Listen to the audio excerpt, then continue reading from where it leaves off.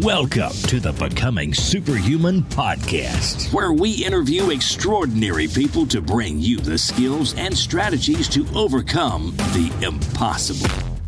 And now, here's your host, Jonathan Levy. Привет, super friends. Je soy Jonathan Levy. Why the foreign languages, you ask?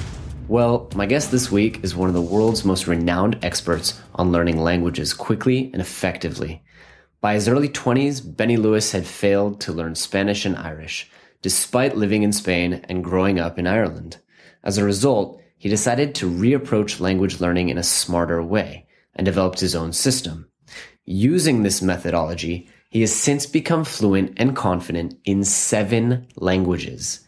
He runs a popular blog called Fluent in 3 Months, and his book of the same title was the #1 bestseller across numerous categories and countries on Amazon. Benny's been featured in Time Magazine, Forbes, Lifehacker, the BBC, and many more. And he also gave one of my favorite TED Talks of all time. Now, I'm a huge fan of Benny's, not just because he's an upbeat and lovable guy, but also because in just half an hour, he can inspire anyone with the thirst and motivation to learn a language. This interview was one of the most inspiring half-hour conversations I've had in a long time. In addition to a hefty dose of inspiration, Benny offers practical and applicable tips that anyone can use to start learning a language today. If you're currently learning a language, this interview will arm you with the tools to double your efficacy. And if you're not learning a language, you're going to want to after listening to this episode. And now, I'd like to extend a warm welcome, bienvenidos, baruch haba, and dobre pozdravovat to Mr. Benny Lewis.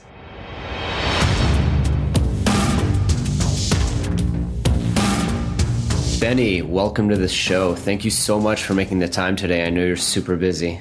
No, thank you very much for having me.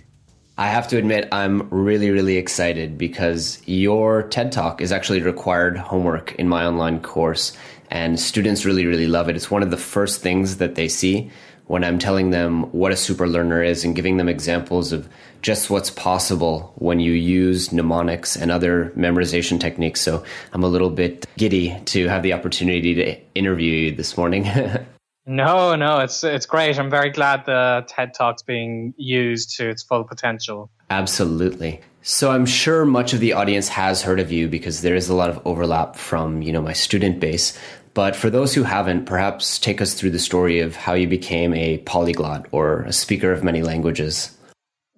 So I only spoke English when I was 21. I just graduated with a degree in electronic engineering. I moved to Spain and I figured I would just pick up Spanish naturally, but I didn't. I lived there for 6 months and I did not learn any Spanish in that time. And for most of the time, I presumed it's because I don't have the language learning gene, but I made some changes in mentality. And that helped me to actually genuinely learn Spanish all the way up to mastery level. And I've taken that further and learned a bunch of other languages. And that's been the theme of my travels for the last 12 years. And I've tried to inspire other people to do the same thing. Amazing. So you're traveling pretty much year round. Yeah, I don't have a base anywhere. So I'm on the road all the time. Everything I own weighs 23 kilograms or 50 pounds. So I can put it on the plane with me. That's so inspiring. What are the other languages that you speak now? So after Spanish, I went on to Italian and then French and then Portuguese. So those are the Romance languages. And then I went back to Ireland to learn Irish or Gaeilge. And I learned German and American Sign Language and Mandarin and a little Dutch. So those are the languages I work on actively. And there are a bunch of other languages that I've gotten into over the years, but I've not maintained them, so I wouldn't include them in my active languages. And if you wanted to pick them up again, is that quite a bit of work? I imagine it's not a matter of relearning them. No, it's actually pretty easy to reactivate. I tried it out with my Hungarian. I went back to Budapest a couple of years back, and I found that a couple of days intensively looking over my old notes and trying to get on Skype to have a quick chat with somebody brought it back to the front of my mind. So it's the kind of thing where in those languages, if you ask me a question right now, this second, I would not be able to answer you, or I wouldn't even know some basic words. But with some intensive learning, I'd actually get back to where I was pretty quickly. Well, I think you're safe on the Czech. I don't have any Czech skills. I might ask you a question or two in Russian, but... Yeah, sadly, I haven't gotten to that one yet. Oh, really? Okay, yeah, it's a tough one, but really, really rewarding, I've found. So I hear, yeah. So at what point did you decide to take language learning from a hobby to a passion to your life's work? What was the kind of turning point that made you say, this is what I want to do with my life? Well, I never really considered it a hobby. It's for me, languages are, I know for lots of people, learning a language would be a very interesting thing. But one reason that I have gotten as far as I have is because I see languages themselves as a means to an end. So I've always learned a language in order to be able to communicate with the culture better. And it's just been a natural process of trying to live my life a particular way. But what happened was, over the years, I would keep meeting people who would initially tell me, wow, you're so smart, you speak all these languages. And I would adamantly tell them, no, I worked hard and I changed my mentality. I used to not be good at languages. And I convinced them. And I was very happy when I would do that. But obviously, then 5 minutes later, I'd meet somebody else and I'd have to say everything I just said all over again. So I got the idea to share one of my language learning adventures from start to finish as transparently as I could. And the best way to do that would be to blog about it. And when I started the blog, I didn't think of it as a means to make a living. I just genuinely wanted to encourage people to learn languages. And I continued my work as a freelance translator.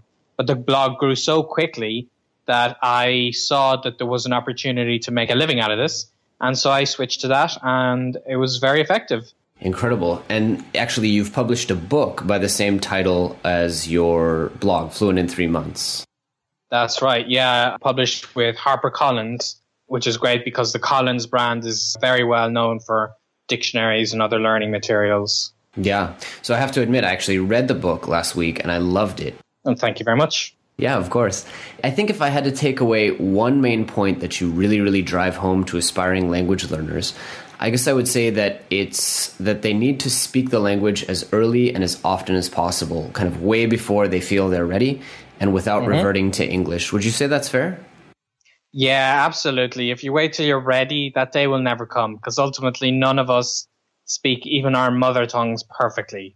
So a lot of people traditionally apply that mentality to their target language, and they feel like until they know every single word and every single grammar rule, they're not worthy to start speaking the language. But if you want to learn it, you got to speak it, and speaking is part of the process. So I definitely recommend people speak from day one. Sure. And it seems that instead of actually the language learning gene, as you call it, being the differentiator, really the differentiator is people who are embarrassed just don't learn languages. I mean, I live in a country where I speak every day, not my native language, and I make mistakes nonstop. And if I were embarrassed, I don't think I would learn anything, whereas I learn regularly 2-3 words every day. That's right. Yeah, you really have to embrace this being okay with making mistakes and being cool with having fun with it. It's actually, I know when everybody gets into language learning, they have this idea that the goal is to master the language and being able to have like deep conversations. And obviously that is important and that's something we all want. But you should embrace being a beginner. Be okay with being at that stage. Be okay with having the conversations about what your name is, what you're doing that day, and laugh at the mistakes you're making. And people will be patient with you. So absolutely being okay with embarrassing yourself. It's not really embarrassing. It's only what you think it will be. I actually try to act more confident while I'm speaking. And this is so interesting that even as I'm a beginner learner, people think my level is much higher than it actually is, simply because I'm not hesitating or doubting myself and I'm not looking nervous. And all of these things make you look like a better speaker, make you even sound like a better speaker. So just embrace that and act the part, and you'd be surprised how far you get. Definitely. And I've found that to be true. I mean, one of the big things I do is I try right away to kind of disarm people's politeness training and say, one of the first sentences I learned in Russian was, make sure you tell me if I make any mistakes. And it goes a long way. So that seems to be kind of the big take home. But what are 2 or 3 of the other game-changing strategies or tips that you use for learning languages? I would say make specific goals. So, for instance, what a lot of people do is they have vague goals like learn Spanish. And that doesn't really work. These kind of New Year's resolutions, it ends up being like a bottomless pit that you just shovel more and more vocabulary and grammar into. And that will obviously never fill up. So one of the reasons that my blog and book is called Fluent in 3 Months is because it's not a prescription. I'm not telling everybody you have to aim for fluency in 3 months. It's an example of a specific goal in a specific timeline. So rather than learn Russian, maybe the goal should be reach conversational level Russian in 2 months, or be able to read a Russian novel in 5 months, or get by as a confident tourist in 1 week. You have a very, very well-defined target in a very obviously specific timeline. So that's one tip I give. And another, coming back to the mistakes and embracing a mistake attitude, I would say, why not aim to make at least 200 mistakes a day? So a lot of people would be very afraid to speak, like we were just talking about. So they feel mistakes are the problem because of the more academic environment that people tend to learn languages. Each mistake is a big red X that brings you closer to a fail. But I'd say the mistakes are actually helping you. Mistake is you using the language. It's you practicing the language. So this is actually helping you. So that's my goal. My goal is to make 200 mistakes a day. And I can guarantee you I'm getting way better practice than people whose goal is to make 0 mistakes a day. Yeah. I mean, when you create a mistake, you have a memorable contextual example of why that word is pronounced that way or something like that. And, I'll never forget, I kind of added the wrong ending to the word flowers. Instead of im, I added ot, right? Pluralizing it in Hebrew. And everybody had a good laugh, in good fun. And I will never, ever make that mistake again because it's etched into my mind how the word is actually supposed to be pluralized. Yeah, and it also depends on the culture. I mean, keep in mind, if you're learning Hebrew in Israel, that's a particular kind of culture and way of talking to foreigners. I've found that in lots of places like South America and a lot of Europe and in Asia, when you're trying to speak the language to people, they'd never laugh at you. They may just go with the flow and you can get the word ending wrong or get the plural wrong, put the words in the wrong order. And people will just nod politely and then maybe they'll repeat back to you the right way to say the phrase. Sure. So people should never be worried that anyone would laugh at you. Of course. People are always very friendly and encouraging when you're learning their language. Well, and also when you take your ego out of the equation, it's really okay if people laugh. It's funny. It's funny to say the wrong word. And you have these kind of situations where you say something and people go with the flow. And then 3 minutes later, and they kind of mention something. You're like, wait, hold on. What did you think I said? And you have these kind of huge comedic scenes of, wait, no, that's not what I meant at all. Yeah, it's always lots of fun whenever you take all of these things in your stride. And remember, it's really not the end of the world. Of course. So your book and blog, as we've mentioned, are called Fluent in 3 Months. And one of the things I'm really interested in is how that time is broken down. Could you maybe walk us through week by week what you're doing at which point you stop kind of cramming vocabulary like you mentioned before? Yeah, so the thing is, I would not prescribe to somebody a particular week 1 do this, week 2 do that, because that is ultimately the problem with quite a lot of language courses right now, is they generically tell people you have to learn this first, then this second, then this third. I found that what works much better for me is to see what is my biggest problem this week. So those 3-month sessions are essentially broken down into mini missions.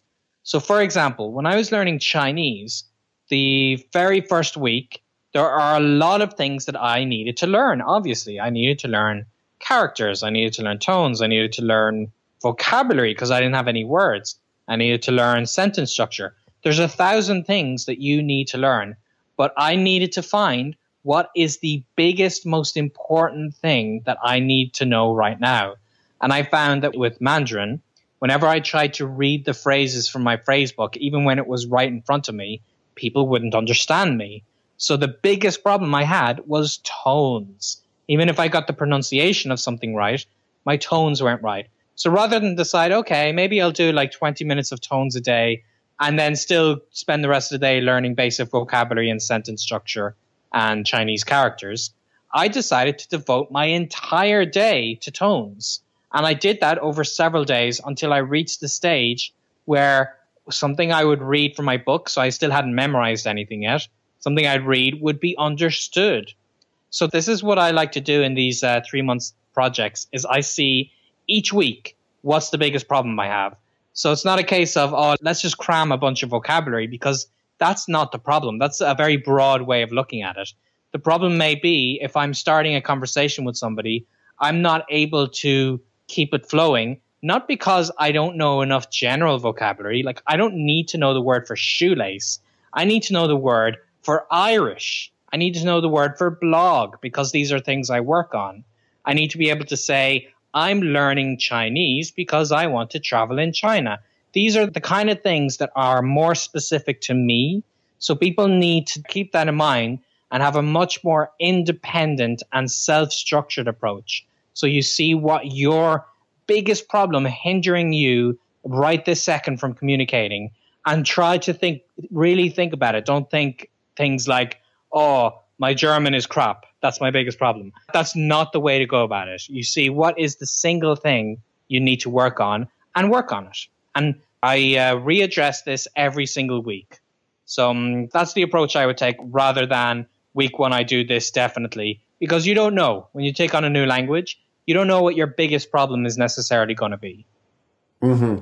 And the way you're assessing what the biggest problem every week is it coming from experience? Is it coming from feedback? Well, yeah. So keep in mind that one thing that I will do that we mentioned before is I'm speaking from day one. I'm already taking that for granted, that I'm going to get on Skype and I'm going to talk to a person in front of me. And I'm going to try to have the conversation advance without me using English. So with that in mind, I will see, okay, what is stopping me from doing this? And if what's stopping me, you could say vocabulary is stopping you, but it's not the end of the world. If you're talking to someone on Skype, you can always have a dictionary tab open and you can try to look up the words you don't know. I try to, temporarily fix all of those problems so I can see what is the biggest problem. And if you have a dictionary in front of you and you're trying to speak to someone and they still don't understand you, then maybe you'll just ask your teacher. You'll try to spend 20 minutes with a native speaker, whether it's on Skype or in person, and you will ask your teacher, what is my biggest problem, or my top 3 problems? And you go off and you work on those. And ultimately, it is hard to self-diagnose what your issues are in a language.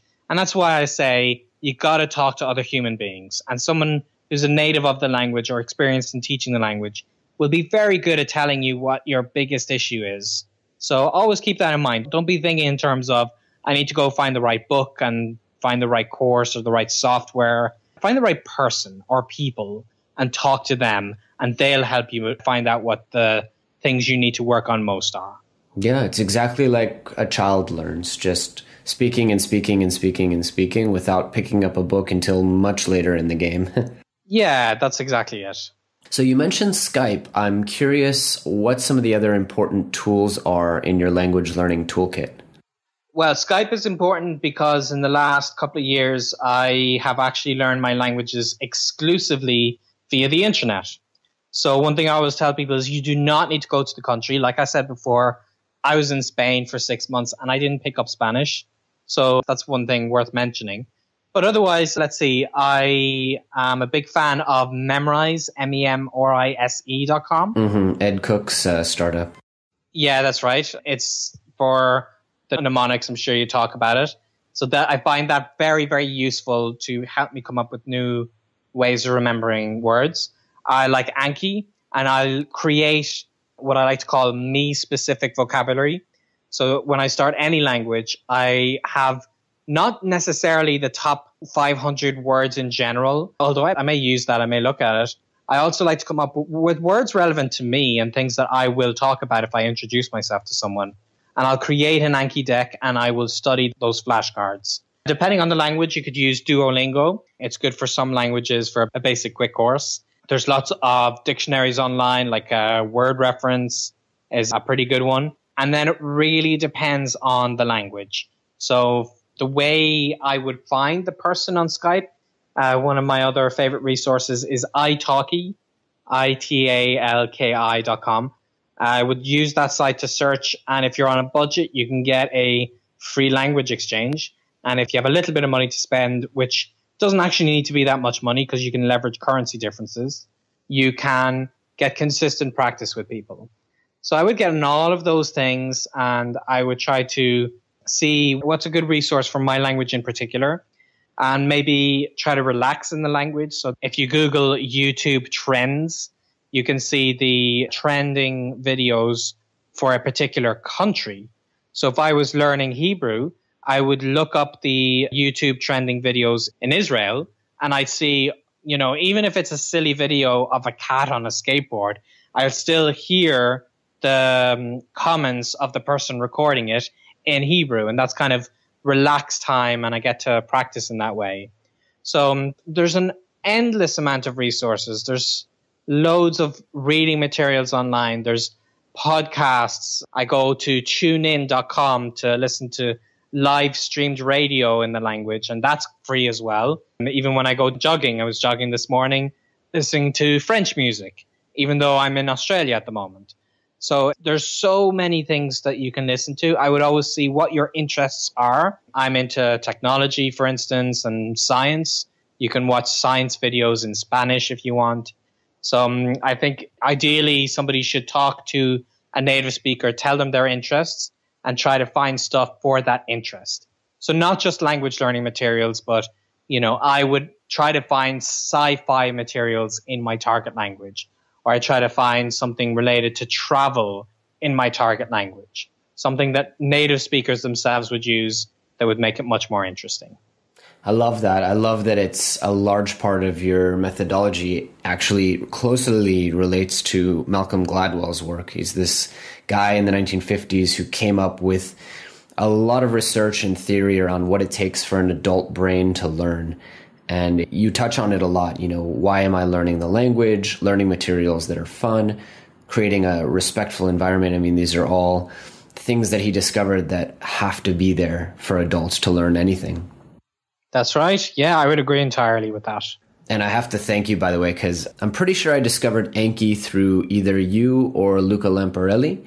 Mm-hmm. And Italki I definitely discovered through you, and I love it. It's just so incredible to have someone's undivided tutoring attention.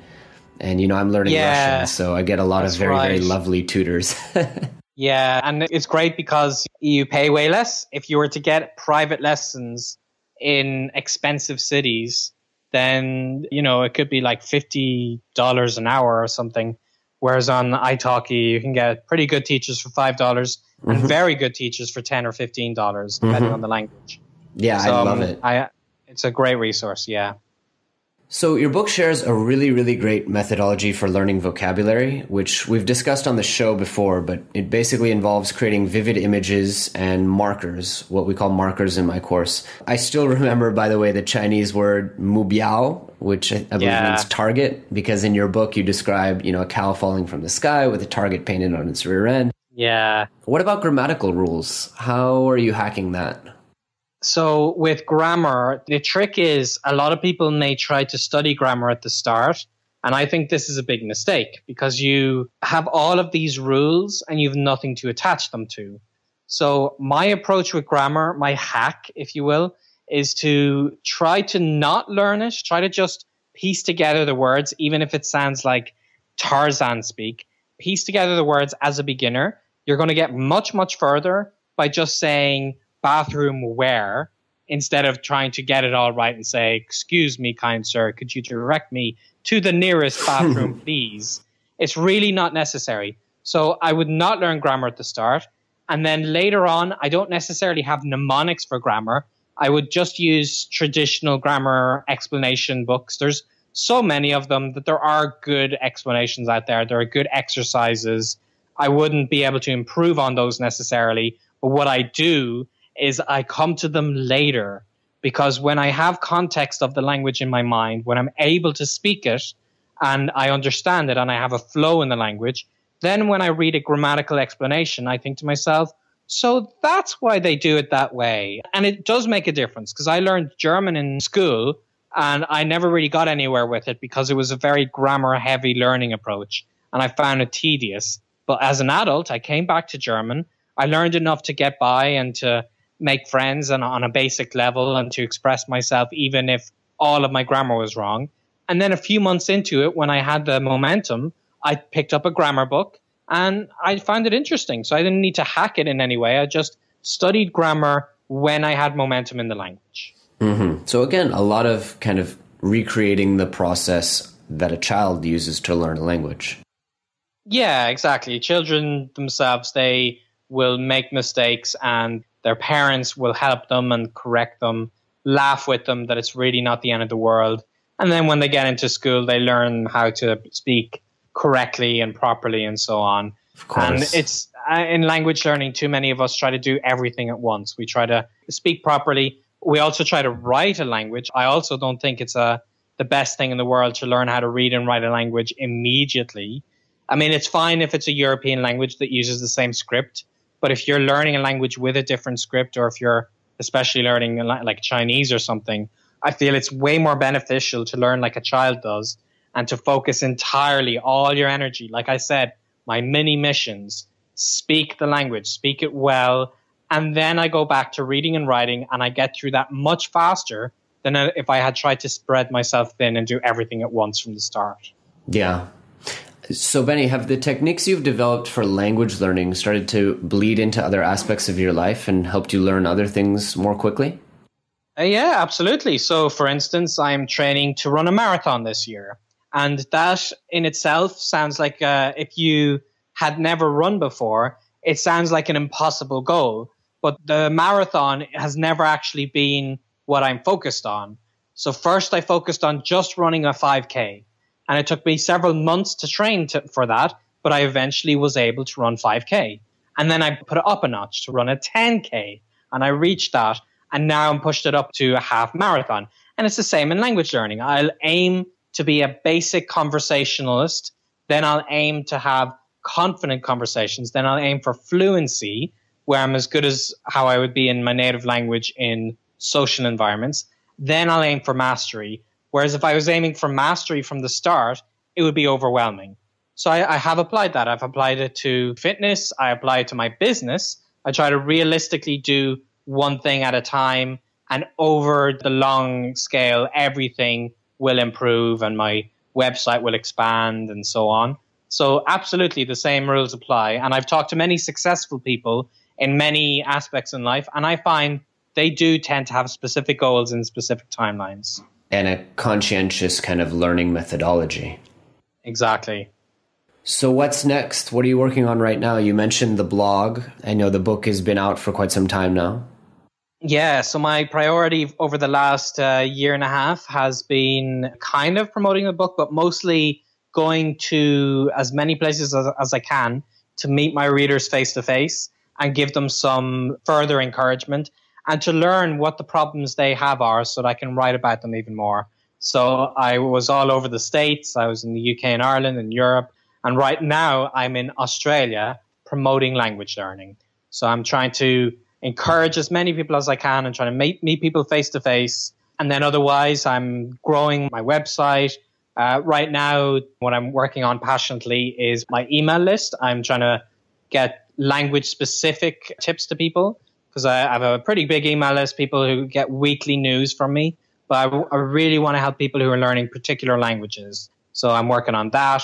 So yeah, I've got a lot of stuff that's keeping me busy these days. Amazing. And where can people sign up for that email list? If you just go to my website, fluentin3months.com, that's it. You'll see the sign up right there on the homepage. Or if you check out any of my blog posts, it's right after the blog post. and you can select the language you're learning, and I will send you updates about learning that language specifically.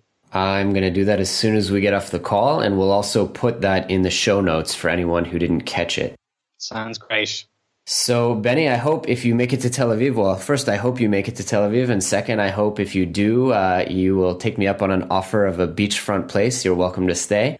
That sounds amazing. I will have to take you up on that for sure. Awesome. And I really appreciate, again, your time and taking time away from all your different activities. It was a real pleasure speaking to you today. It was great talking to you. Thanks for having me. And best of luck to everyone learning their languages. Just remember, half the population of the planet can speak another language. So come join us. Awesome. Thanks so much, Benny. Thank you.